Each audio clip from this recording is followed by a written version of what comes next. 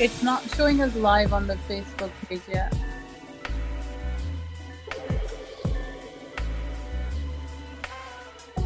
Sorry. I was saying just give it a few seconds because on my side it's saying you are live.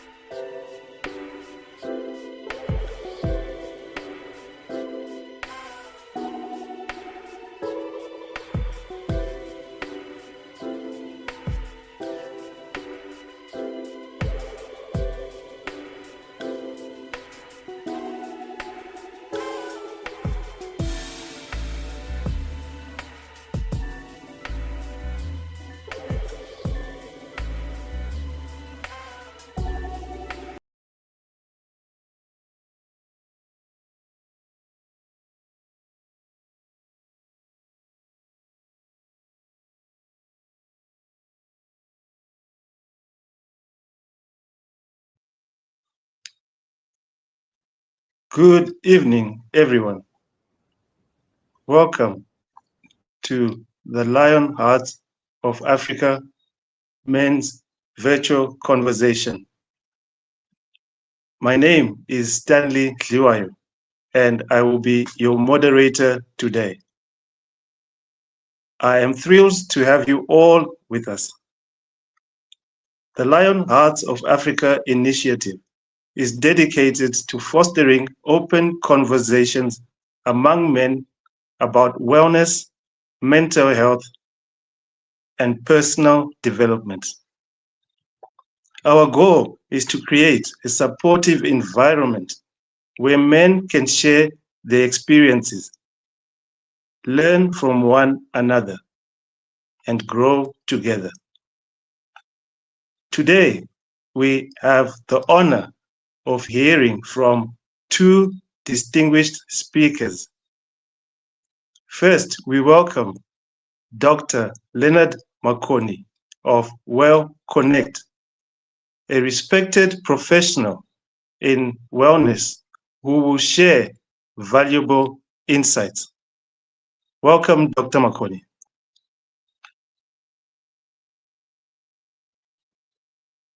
Yes, thank you, Stanley. Hello, Eddie. Welcome, listeners. Thank you for joining us today. We have Eddie Mihigo of Mebala Youth Studios, a Botswana-based NGO that focuses on community programs for young people and is known for his impactful contributions to the community. Hello, Leonard. Hello, Dr. Leonard. Thank you.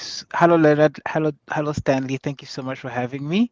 And good evening to everybody who's joining us on all platforms. Thank you, Eddie. Here's how this conversation today will flow. Our speakers will present their insights, and during their presentations, we encourage you to send in your questions via the chat feature. We will collect these questions and address them at the end of the discussion.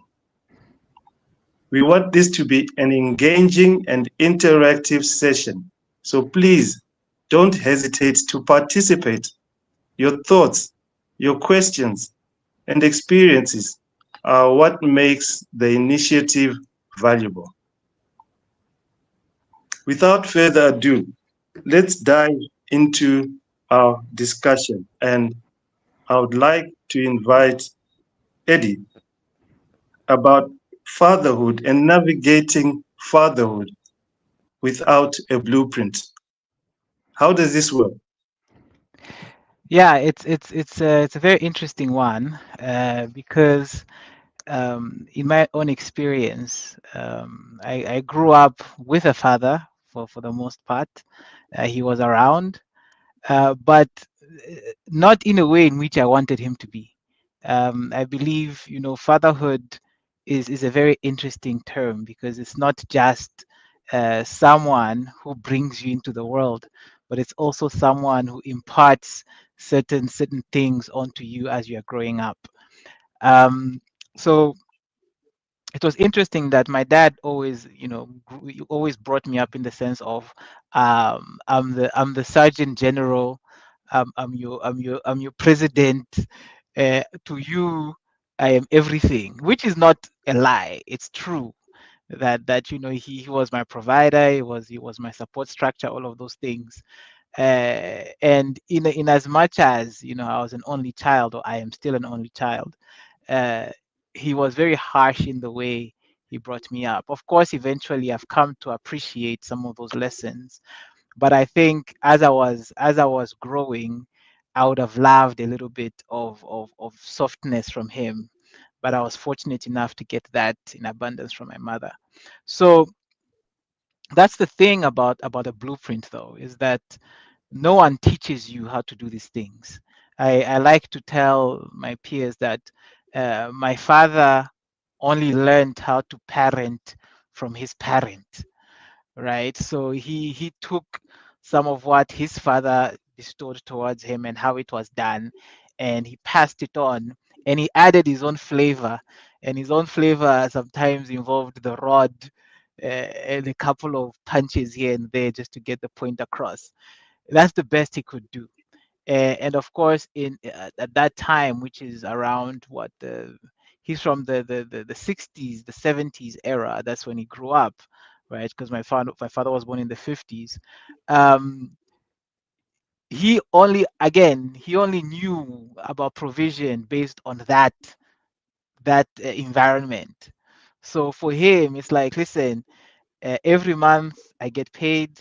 We go out, I get you a couple of things, I pay for your school fees, and I don't owe you anything else apart from that. That's all you need from me. And I remember vividly one day when he sat me down when I was a little bit older and broke it down like that and said, "Listen, my son, all these actions are enough for you to see that I love you, and I don't have to ever tell you that in your life, you know." And I was a bit hurt, but that was the reality of how he grew up, and how his environment was. So it's interesting that when now I'm in that very position, and I have to figure out, okay, how do I bring up a child, especially a son? You see, this boy was an only son to me for 10 years, and I'm like, okay, we're in the same exact position. How do I avoid, making him feel the way I felt? Yes, he needs to understand and he needs to learn some of these lessons, but how do I do it in a way that he doesn't feel bad?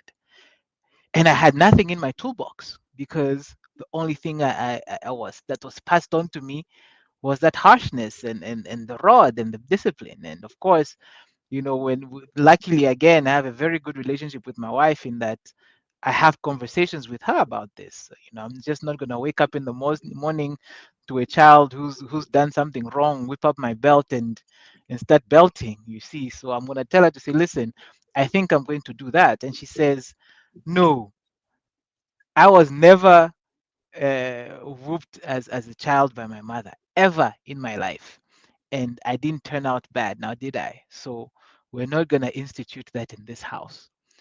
And now I'm thinking, what else do I have? That's the only way I knew how to instill this form of discipline.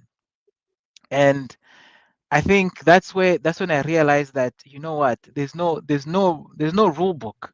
There's no template. There's no blueprint. You know, let me maybe try something else and see if it's going to work. And that's the journey I'm in right now. And even today, it gets very scary in that I see elements of my younger self when I was being a bit rebellious popping up in my son in different ways. He has a different temperament, yes, but I can see the rebellion in him. I can see the rebellion in him, and I'm like, it's scary, but also it's interesting because the tools that I have found now in the present around me, um, are really allowing me to get things done. For example, um, we've given him everything. Whether it's devices, whether it's all the toys in the world, everything. We've never shied away from buying him things. And what I've learned is whenever he does something wrong, I just take something away from him. You see, and in my years, if you did that, I found a way around it. He doesn't have that kind of uh, he doesn't have that resourcefulness just yet. He depends on me for almost everything. So if I switch off the internet today, when I come back home from work, he's going to ask me what happened to the internet. And then we're going to have a conversation. But even that conversation, there's no rule book for how you talk to your children. When like I said, when I was being spoken to as a young man, it was mostly the point were driven across by the stick, right? And then you were asked if you understood. Whereas now I have to sit down with my son and have a conversation with him and make him understand and have him ask me questions, and I respond, and sometimes he's gonna call me out even, uh, and uh, and in calling me out, sometimes it calls for self-reflection, and sometimes I realize, okay, the reason he made that mistake is because I didn't give him a warning before, or I didn't at least try and tell him that, no, if you do this, this is what will happen. And at some point, I have to apologize to my son and say, okay, I'm sorry, I didn't really prepare you for this situation, and I apologize for that, which is something my father would never do. Even something small as uh, he's flipping through the channels and he passes a channel which has a movie that he wants to watch. And I tell him, you skipped the channel. He's gonna say, no, I know what I'm doing. I'm your father. And then he's gonna go twice around, finish the channels, go back, get to the right channel, and then he's not even gonna tell me, oh, so that's what you meant. I'm sorry, I didn't. No, we just continue as we were, as if nothing happened, and we move on with our lives. So that again, like I said, that was him, right? This and some of what he taught me through that, I always say, also taught me what not to do around, my tribe now. So it's very interesting, and I always, sometimes I listen to a certain kind of men, especially my age mates, who say, no, the only way to raise a child is the same way we were raised. And I tell them, no, that's not the case. You have to figure it out for yourself, and you have to do it with the community around you, which is the grandparents, if they're there, which is your wife, and which is the child himself, because the child itself will tell you, will communicate to you their level of maturity even at a young age, what they're able to grasp, and how they're able to react to what you tell them. Yes. So the experiences and from the parents and the sons, in the different generations are definitely evident. And there are challenges that are faced by men and fathers, by men and the fathers and their sons. Like you were saying, in the presence or absence of a traditional guide that guides us with a blueprint that we knew previously and have now learned to adopt for the good of our sons. Now, with that in mind, Dr.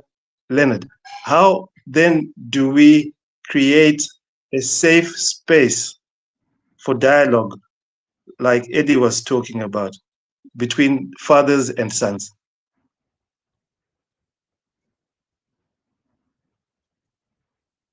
Okay, so thank you. Let me preamble this by saying society is in constant transition. Eddie's father is a 50s child. I hit 60s. We are already having my 2000 son. I've worked with 25-year-olds who are fathers already. That's where I'm stretching. I am 49 years without my father now. So I was pretty young when he died. And the major transition for me there is that the community, Eddie, your last point, the community as we knew it is dissociated. We are increasingly more isolated than we used to be. I had the privilege of spending my first 12 years in the village, and everyone was my parent. I went into the city, and relatively late 70s, probably into mid 80s, we were still communities. We knew at Stanley's house, the key, you will find it under this mat, under this pot. We were still a community. Anyone in your street could correct you. So conversations were happening there, which would cover up for the absence of this father figure in terms of biological father. And I don't believe that we have taken time to stop and therefore restructure ourselves such that in course the village is recreated, because we need it. Why do I say that? While my father died, I had a father figure, a brother-in-law who took me in terms of providing. Very busy. I think a class of people which has been neglected by those who died for this country. I was an internally displaced person. There are many of us. So that was not an easy time during the war to be internally displaced, because I remember counting, we were like 10 young people in a 2-3 bedroomed house, or 3-roomed house, not even bedroomed. And some of us at times would have to go to other people to sleep. So he was too busy to be available as the father figure. And I have no idea how it happened. Again, the community were related around totems. So a Nyati man, I call him Seguru Chinembiri. I understand, in fact, he passed away 3-5 years back. Very uneducated man, but he was available for me. After school, I would be seated by him, and I have no idea any message he gave me, but he stabilized me. They were life lessons he gave me. So I managed to get a surrogate father in him, let alone all the other people in the community who talk to you. So I strongly believe, yes, we have advanced. We are now too cautious about who is next door, who is working with our children, but we lost something valuable in not being associated as communities. We therefore need to find a restructuring of ourselves as a society to create uncles and brothers who then create that extra father figure if I am not there, because it does happen. Now that brings us to what happens with Leonard as a father. Surely I can only work with what I had. So first 12 years of my first son, I knew what my father used to do. But again, this is a completely different child. I didn't go for crash. He was going for crash. We had TV. I grew up without a TV. So the activities are completely different. That to me implies every father figure needs to know that you are a step behind. You have to learn, therefore, to be ahead of your child if you're going to connect with their world, because they are living in a world. They are born after you, but they are living in a world ahead of you.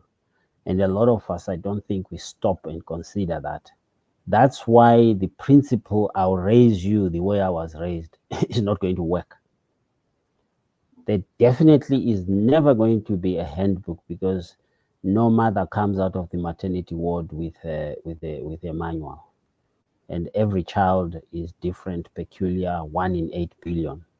So you are going to have to learn to live with that child. And again, they come as barbaric as they can be. They have no language, they don't know how to respect. We introduce them into the world with needs, but they don't know how to express them.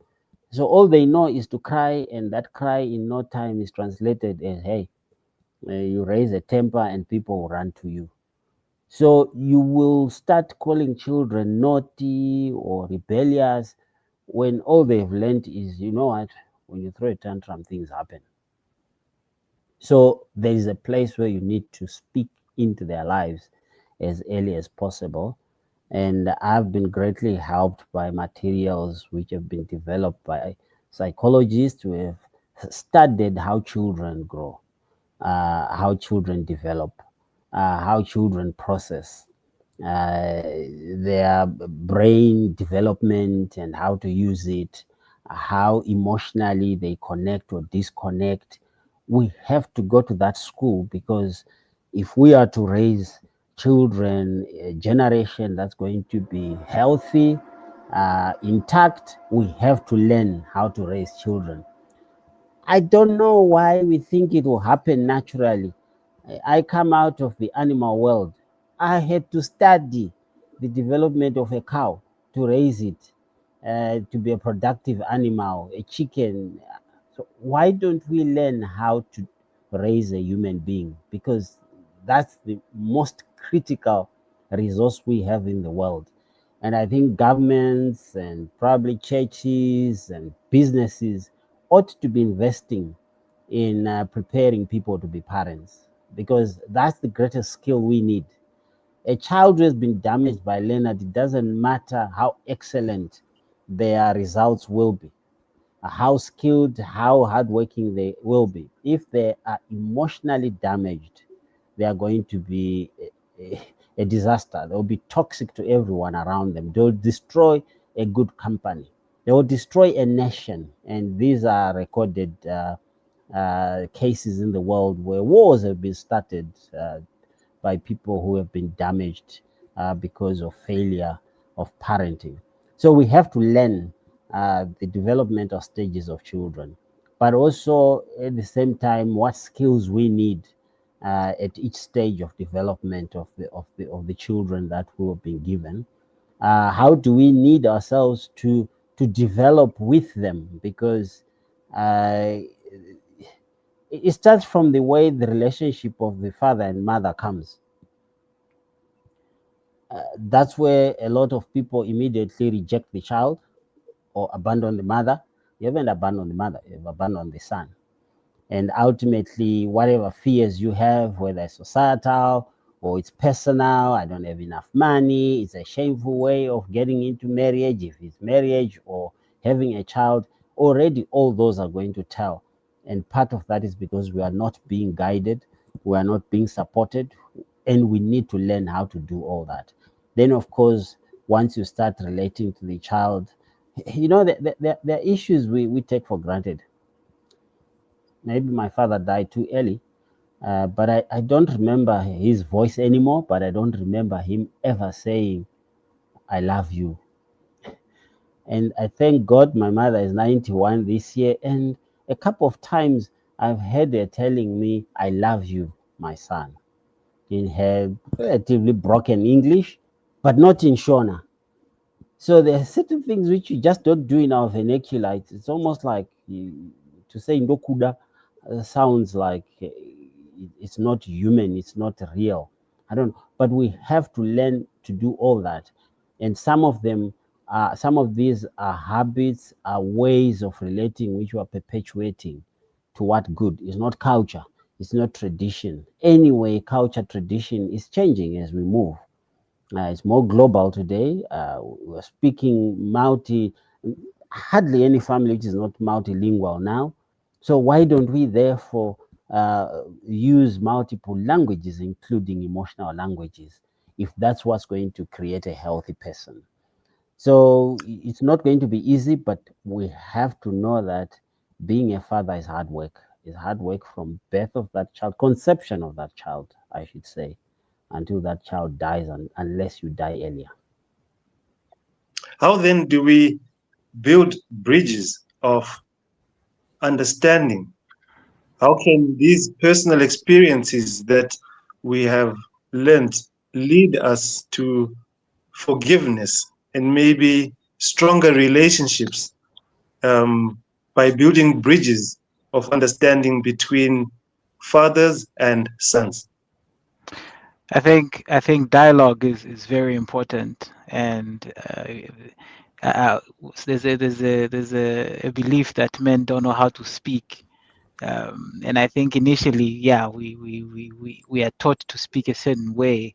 We have to be authoritarian. We have to wear the head and not the tail. So when you speak, you have to command. But you come to realize that, as my mother says, your father might be the head, but I'm the neck. So before he gives you any instruction, best believe he comes and consults with me, and we have a conversation about it. So what comes out as an instruction to you started as a conversation with us in the bedroom. So I think the first most important thing is that, and it takes time to really learn how to talk. And interestingly, a child will teach you how to talk. My son taught me how to really open up to him and listen to him as well, because sometimes we listen with what we are expecting the child to say, rather than really listening to what the child is actually saying. So it took time for me to really sit down and listen, and sometimes listen to non-verbal cues, because there's situations where, for example, I'd be having a very hard morning where I'm really deep in my intrusive thoughts, and my son would just sit down next to me and put his hand on my lap, and would just sit there and maybe watch cartoons. And it took time for me to really read those cues to say, wow, well, maybe he just wants to spend some time with me and do this thing that he wants to do. And I think conversations are very, very, very important in terms of building bridges. But also, I think learning to talk to my son also taught my father how to speak to his grandson, because and he was very open. And when the times when they speak on the phone, I'm actually shocked. I'm like, yeah, well, when I was 10, 11, you never spoke to me in that way. And you're so soft with this young man. But I think and just watching them also converse like that really has allowed me to appreciate my father for who he really is inside, and to see a softer side of him, and to really bear with him and appreciate what he was trying to do the best way he could.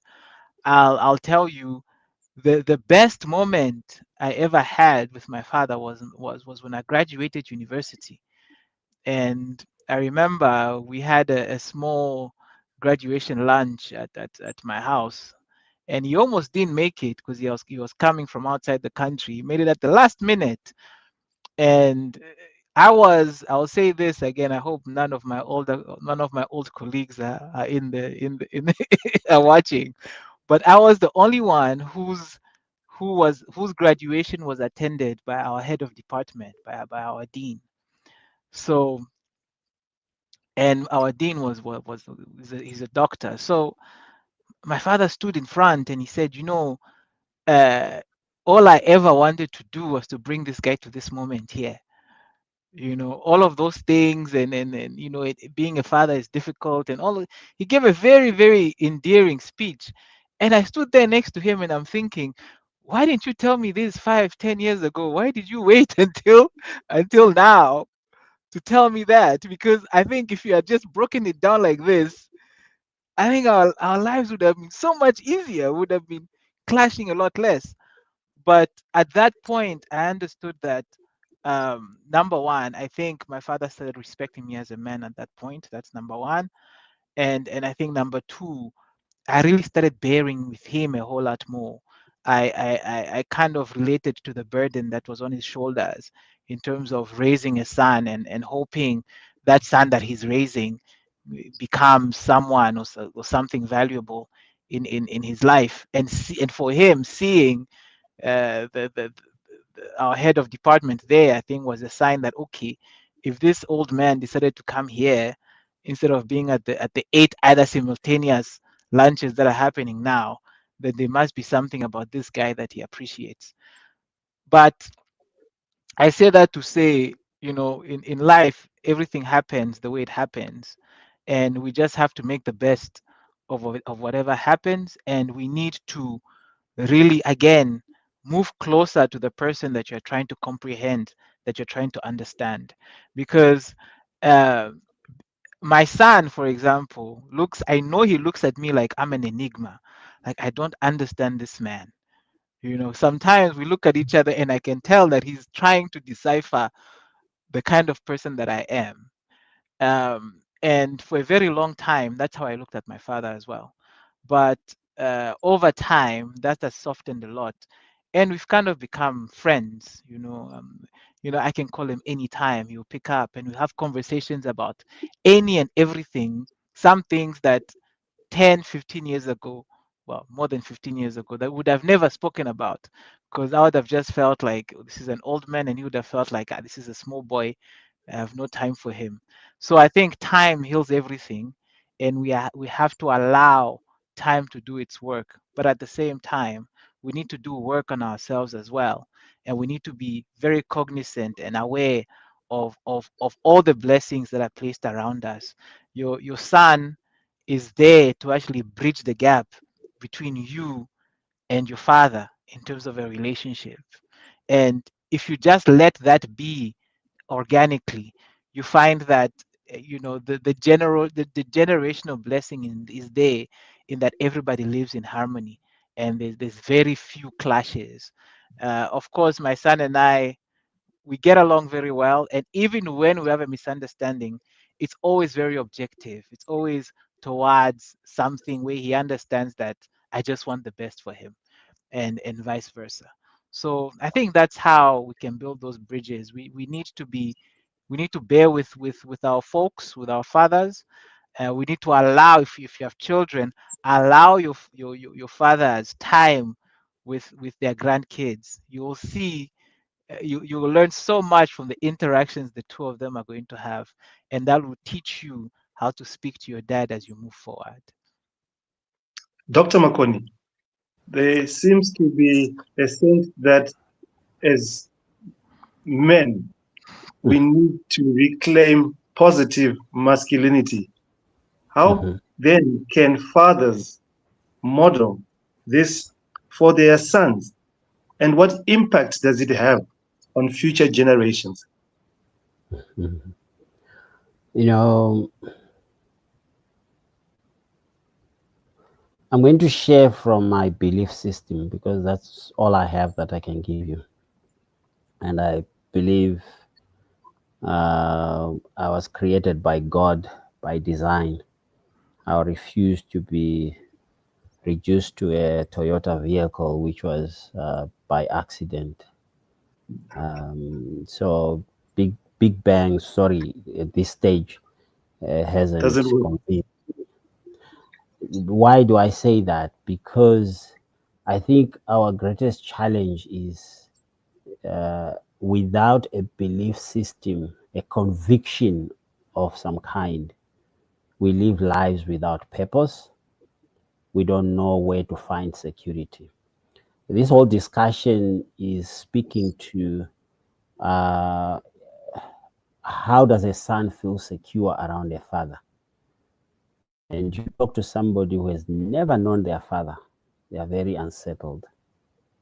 They die without peace. So the basis of security is not soldiers, is not walls. It's just belonging, to know that I've got a father somewhere. But to know, even more importantly, that behind my father is a God who allowed me to be born into this space. If every child is to hear that I'm your father on this earth, but there's a father who is with you, that sense of security is even greater.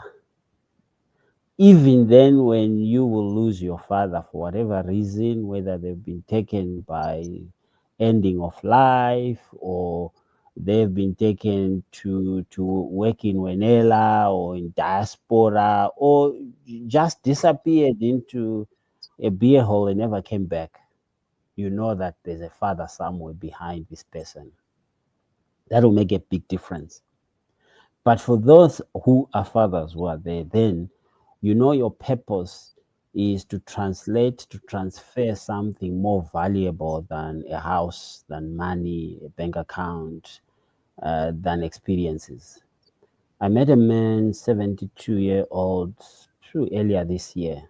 He had an incident, struggling with breathing, so he was in a hospital recovering. And his son says, "Hey, you should go and talk to dad," because they feared he was dying. I went there, listened to him, and within 5 minutes, he started crying. It's a 72-year-old man. You talk of masculinity, that's a real man. But at this stage, what was he facing?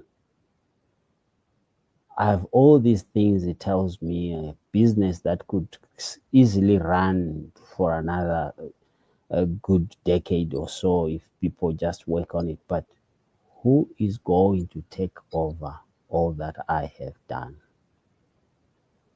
That was his burden.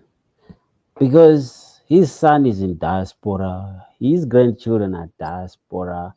There doesn't seem to be any way of coming back. So who are you going to transfer all that you have done, you have learned, you have impacted to the next generation? And I think that's where even those who are fathers are going to find their peace.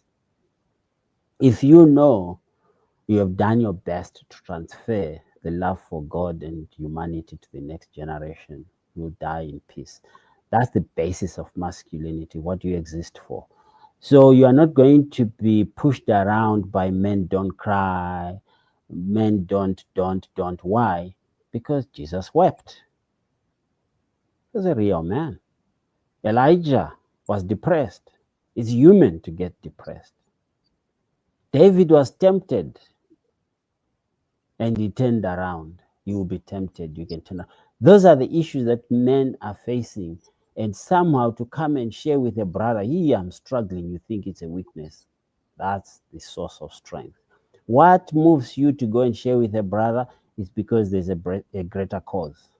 I want to die right with God, a conviction, a faith. I think that's where masculinity begins to make sense. It begins, therefore, to shape whether Father is absent or is present. If God is present, even the issues of forgiveness become real, because the unforgiveness and the bitterness that you will carry will only draw you back. And of course, definitely, is going to be a challenge between you and God, you and your next spouse, you and your children, you and your workers. And I've seen this in the counseling room. As long one has not been able to forgive. In fact, I'm absolutely convinced right now that divorce doesn't happen simply because people don't love each other, but because they have not been helped to know how to forgive. And I've seen many people who have been helped to get to that place of forgiving and have lived beyond the hurt of betrayal. So masculinity doesn't make sense without a belief system. And for me, it has made sense when what drives that is the belief in God. Jesus, I think, is the epitome of masculinity that we can look at in this world. The cycle of silence and emotional pain then exists in father and son relationships.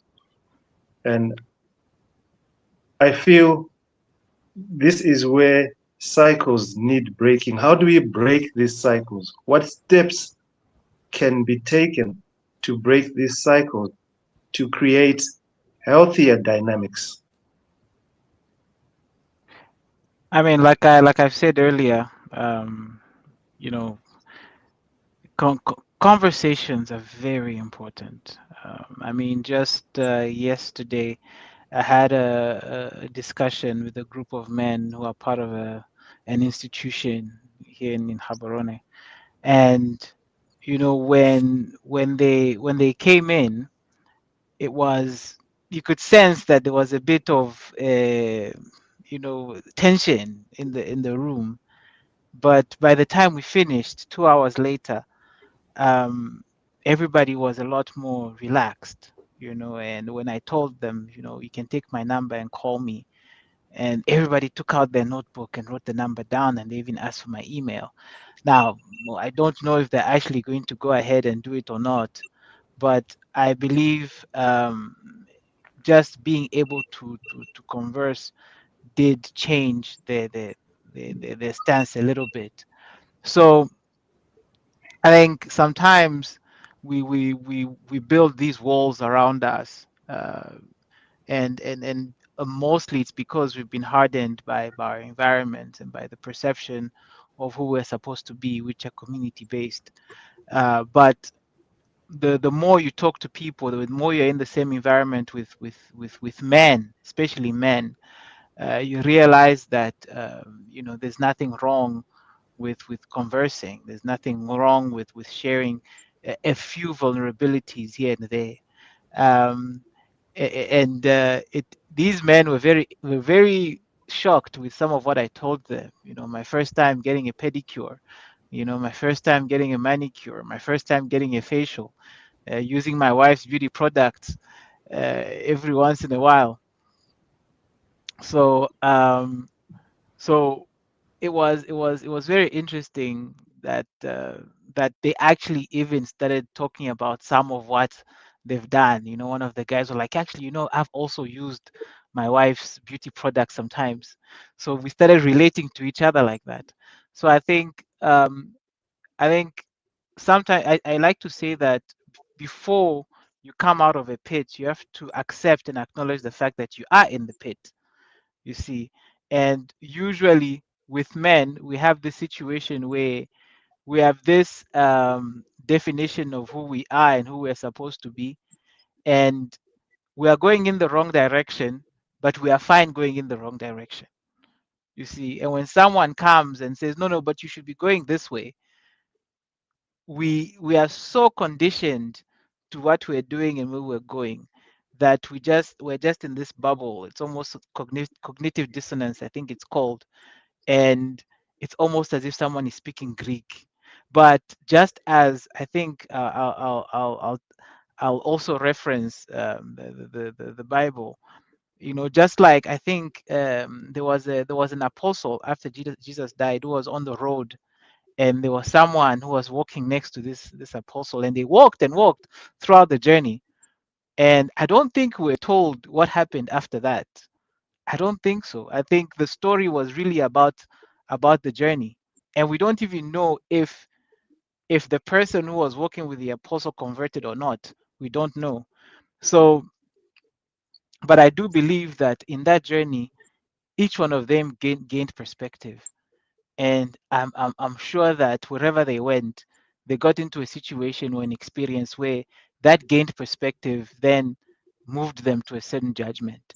So so I think the most important thing for me personally, and what I've learned, uh, you know, with time and with experiences, is that conversations are very important. Being in the same spaces, very important. Exploring with different groups of men, very important.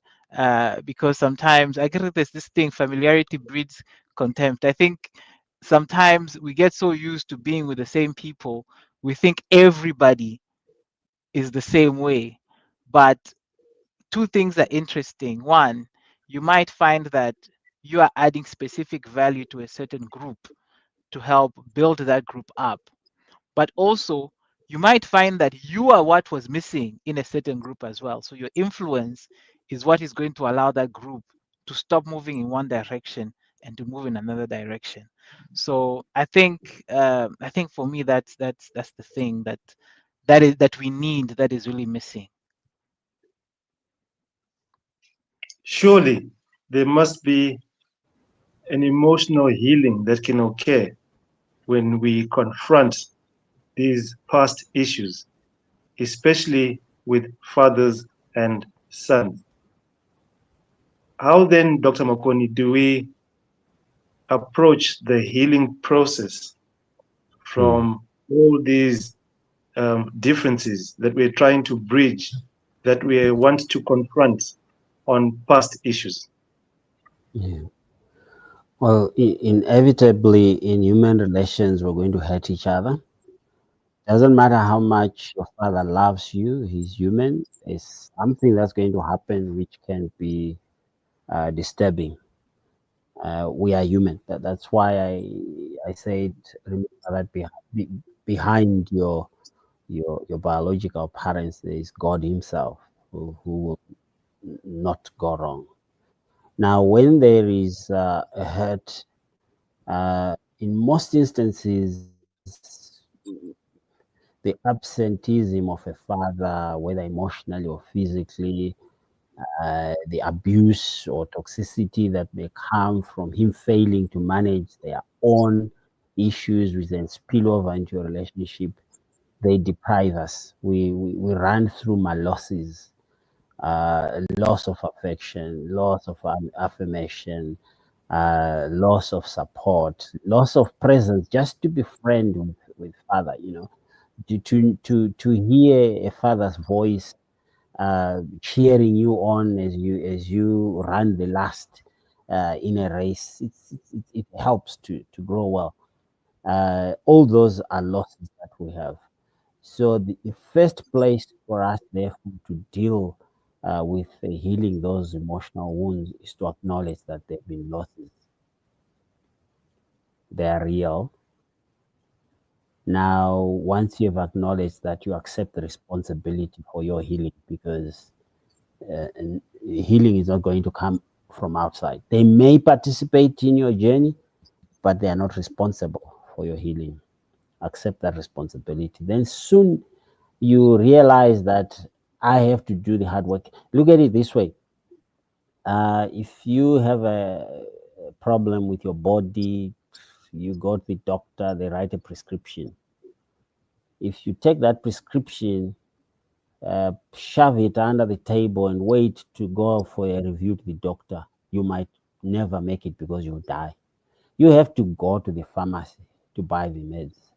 You have to swallow the meds. You have to do the physiotherapy. You have to, whatever is required has been prescribed. So you are responsible for your healing. Don't wait for someone from outside to do that for you, which therefore means you need to go out, seek for help. Counsel is important.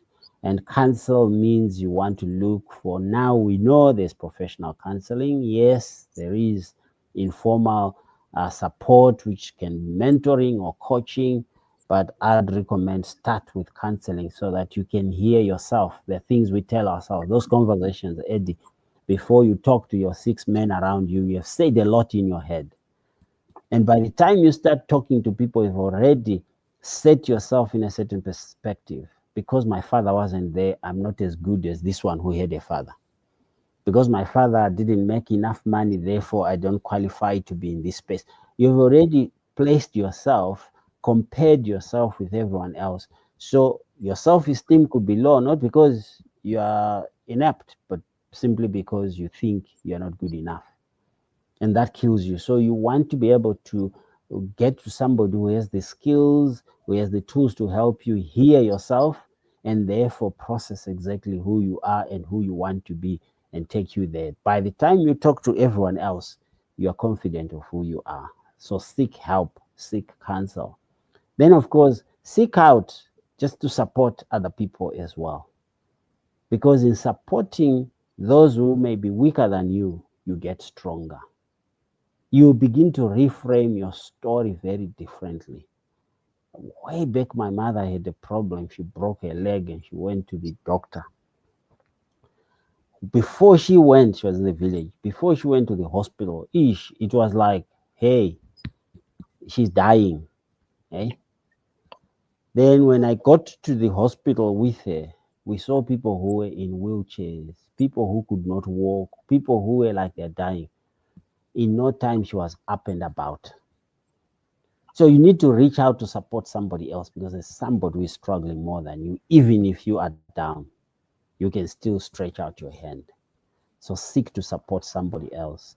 Seek also to know yourself. Who are you? It goes back to that conviction. In all this mess, in all this world and its hurts, who are you? Which goes back for me, where am I in God?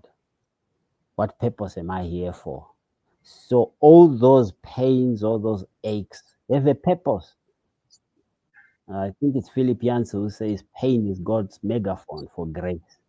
So he will take me somewhere. There's always pain anyway in this world, and you can choose which pain you want. There's the pain that will lead you to eternal pain if you refuse God, and there's the pain which will lead you to a life without pain if you walk through that pain with God. So all those are issues which you need to know, but also know your limitations. I'm not a God, I'm only a human being. I cannot control what has already happened. I can only influence this. I can influence that. All that begins to give you certain boundaries you can create. You work within your means, and slowly it's a process. Again, because you've got limitations, because there's been a wound, you don't just heal and you're up and about. It takes time. So be patient with the process. Time doesn't heal, but as you work with time, you will heal. You have to work at it. Thank you for such wonderful insight. But, gentlemen, we did speak about navigating fatherhood without a blueprint. We spoke about creating safe spaces for dialogue, building bridges of understanding. We spoke about masculinity, reclaiming it in its positivity, breaking the cycles that exist. And we've just heard the learned Dr. Leonard, speak about the healing process. How then do we create a lasting legacy, gentlemen? How can fathers and sons work together to create a legacy of strength, a legacy of support, and maybe vulnerability or emotional openness? I think if I could go first, I love what Dr. Leonard said about, pain, really building us, because even I always remember a child, when a child is learning how to walk, it's a painful process. We might just see it as something that is mundane, but I saw my daughter struggling because she's a bit overweight, and she struggled and she would struggle, but she would keep trying until she got it right, and she was able to stand and take two steps, and sometimes she wasn't very confident, but through her, I learned that repetition is important. I also learned that patience is important, because she had to have the patience to get to a point where she trusts her own body to propel her forward and to keep her balanced. So I think, and also, of course, having someone there that she's looking out to, whether it's me or the mom. So I think even for us, we need figures, older figures that we can look up to, figures that we can confide in, who we know have gone through what we're going through in some way, shape, or form, who would be able to then, either direct us in one direction, or at least give us words that will keep us motivated. But I just want to read you something in terms of how important these conversations are, and how sometimes a small gesture can have a lasting impact. So this is a young man who's watching right now, and he's saying, "That's very true. Conversation is important, and I'm enjoying this conversation. Every man seems to have an outer shell, and once that shell is broken, everything inside is soft. Once we find an icebreaker as men, the tension is gone. And fun fact is, we easily get along than women, but the outer shell is harder." In my book, I shared about, he's written a book. He's in his 20s, he's in varsity, he's already written a book. He says, in my book, I shared about the Johari's window, and how it's a very important it's a very important communication technique that we should all learn. We need more of these conversations. So you can see already, just from an hours long conversation is already an impact for someone who joined in, I think, at the 20 or 30-minute mark. So I think I think legacy is made out of things like this, because I mean, we are in different countries, in different spaces, but because of the commonality that we have in what we're trying to achieve, we can have the conversation get started, and you never know who's gonna come in and jump on and even take it further than we've taken it. Someone who is 20 something years old and is already talking like this, in 20 years they might even start a movement and become president. Dr. Makoni, your thoughts on creating a lasting legacy?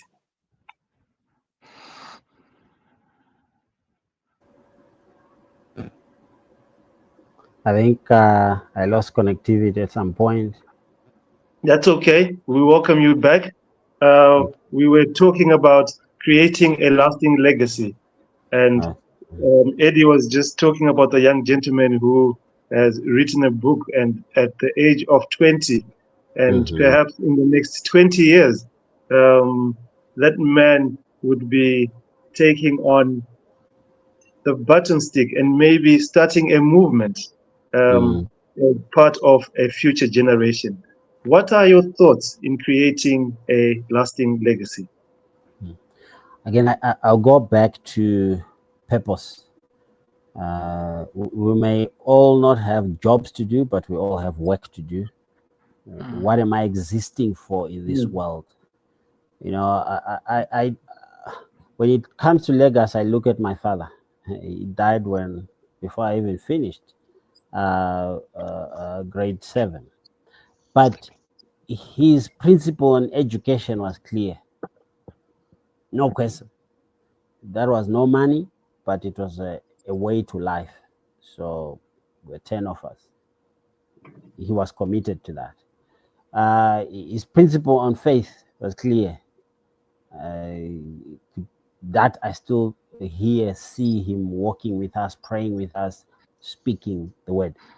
Those to me are traits, characteristics, are values that create a legacy that lasts longer than amount of monies that anyone can leave. Money will be the icing. The real issue is, what are you leaving in another person that will make the world a better place to live? And when I cut across so far, I'm seeing a trait which is like my father replicating himself in our different professions, etc. There's something that each one of us is doing, which you could say, hey, this is an apple that fell from this man. So I think each one of us needs to have that conviction again. If I die today, have I done all I can to direct, to signpost everything that I can to my sons that there's a living God? Make your choice, but there's a living God. If I die having a moment, one more second, one more hour to talk to somebody and help them live that out, I may not pronounce it with words, but my life shows that. That's a more impactful legacy for me. Can you live a world that will find justice, a world where we have compassion, we don't exploit each other, we don't abuse each other, we are happy to see each other grow rather than I exploit to extract from you so that I be the biggest in the village. Humility. Those are the things that I think will build communities and legacies which will last longer than anything material that we can build. Thank you. I would like to thank you and also, firstly, encourage our participants who are joining us online to reflect on their own relationships and how they can apply these insights that have been spoken about in able to foster deeper connection with their fathers, with their sons, and be able to use this to contribute and create a culture of openness, a culture of support that benefits not just the immediate family, but also benefits future generations as well. Gentlemen, thank you, Dr. Makoni. Thank you, Eddie Miigo, for your wonderful insights. We appreciate your time and your knowledge. We will just maybe see if what questions we may have gotten from the listenership that has joined us this evening, and possibly see how we can attend to these questions. Just checking in our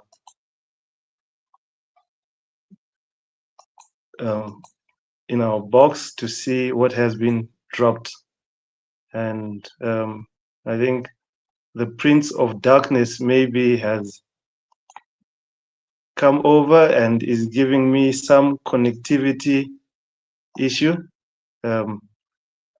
So bear with me as I try and establish. Maybe while I do that, if you could possibly speak to our participants at this stage, just to give any thoughts that come to mind.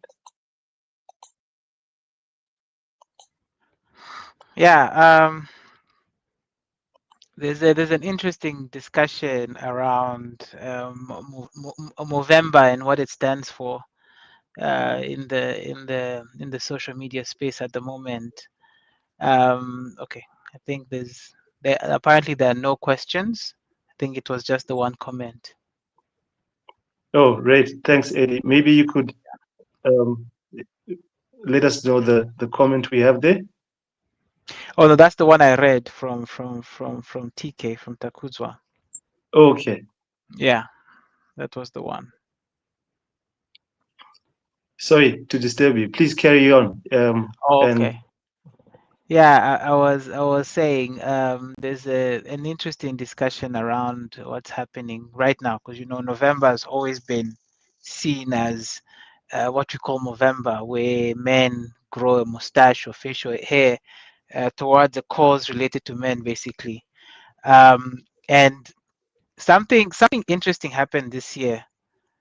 There's the G20 summit uh, that is um, that's happening in South Africa, I think later this month, and women basically took it upon themselves to change their profile, pictures, or on different social platforms to purple, to kind of bring awareness to the struggles they're still facing, especially in terms of GBV. And it just so happens that that it's happening while Movember is also taking place. Mhm. yeah, Yeah, so now it's created a little bit of a friction because men are saying um, this is kind of a man's thing. It's a man's thing, and now ladies have come and they've now encroached into it and made it theirs. And while I was watching all of this unfolding with my some of my Facebook friends on my timeline, I think I just thought that, again, like we're saying, patience and just taking the time to listen to the other side. I think as men, especially I would say the men that I've become today, I've learned to take a step back and really just look from a distance and try and internalize whatever is going on. You see, so yes, why is it that women have to constantly, you know, cry about the situations they're in terms of GBV? Who is the author of this GBV? What are we doing as men to to prepare and protect women and better prepare our own peers as men to make the situation better? Um, and so I've been reflecting on this, and I think the more we listen to each other, listen. There's someone who said you have two ears and one mouth, so you have to listen twice before you speak. So we before we speak, we have to listen to the other side and understand exactly what they're saying. And why is it that it just so happens that this time around, this friction is happening now in November? So I really, for me, I'd like to urge, the men who are here watching to just take a step back, appreciate, and look at how you can even provide a better platform for the women to even be heard more than you are being heard at the moment. Because I think that's what we're called for as men as well, especially men of virtue and of valor. I feel as men, like you rightfully said, we should be able to look after ourselves. And once we have done that and we have sorted ourselves out, we are able to approach and be in a better position to help our women and make them feel the love that they so deserve from us. And as we approach the end of this conversation, I would like to remind everyone to continue these discussions beyond today. Let's take what we have learned and apply it into our lives, into our communities, for the betterment of not only us men, but also so that we can enable our women as we are stronger and able to do that. Thank you, gentlemen, and I would like to thank everyone for joining us today and hope this conversation was valuable and inspiring.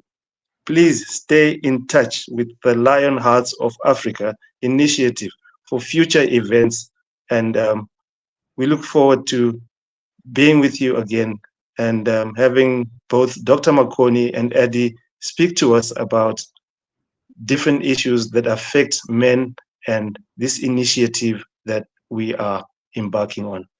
Thank you and have a great day. Just a quick Thanks one, a a lot. quick one, a quick one before we go.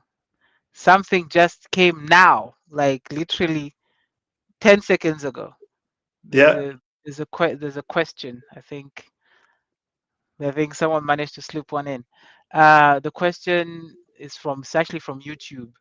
And the question is, what resources are available which promote healthy forms of masculinity?